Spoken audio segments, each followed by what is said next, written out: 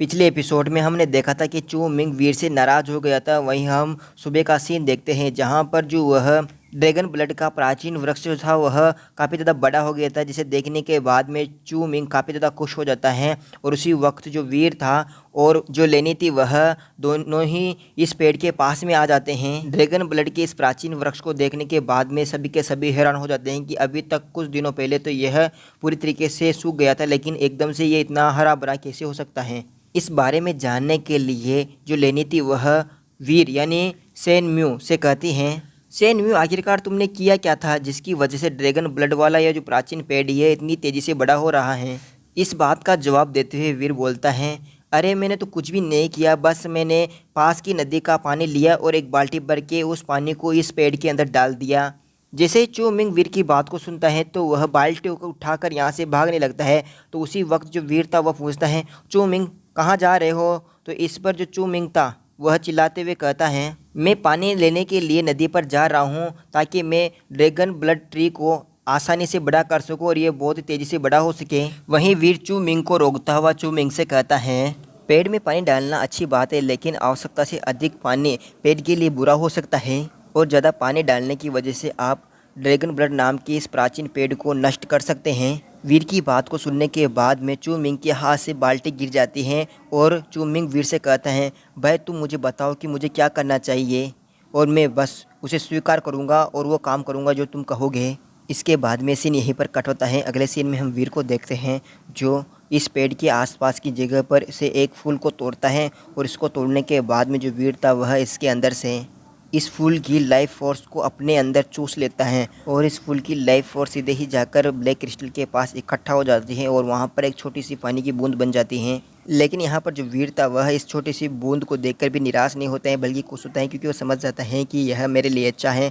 अब मैं और भी ज़्यादा चीन पौधों की जो लाइफ फोर्स है उसे छीन लेता हूँ और उसे इकट्ठा कर कर पानी की बूंदों में बदल दूंगा, जो मेरे आगे जाकर अच्छा रहेगा। वीर ऐसा सोचता हुआ जैसे ही पीछे की तरफ देखते हैं तो पीछे की तरफ म्याऊ और गोल्डन शेर दोनों के दोनों ही खेल रहे थे। वीर इन दोनों को देखने लगता है और हल्का सा मुस्कुराने लगता है। इसके बाद में यह सीन यहीं पर कट होता है। अगले सीन में हम सीधे ही लकड़ी के घर के बाहर देखते हैं और यहाँ पर जो म्याऊ थी वह बाल्टी के पानी को पीने लगती हैं। जैसे ही वह इस पानी को पीती हैं तो वीर देखता है कि जैसे जैसे म्याऊ पानी पी रही है वैसे वैसे वह इवोल्व होती जा रही है। और वीर अपने मन में सोचता है कि मुझे लगता है कि पानी पीने के साथ साथ म्याऊ की जो लाइफ फोर्स है वो मजबूत होती जा रही है और वो काफ़ी जल्दी विकसित भी हो सकती हैं। और धीरे धीरे जो लाइफ फोर्स थी म्याऊ की वह एकदम से मजबूत होने के साथ में फिर से शांत होने लगती है।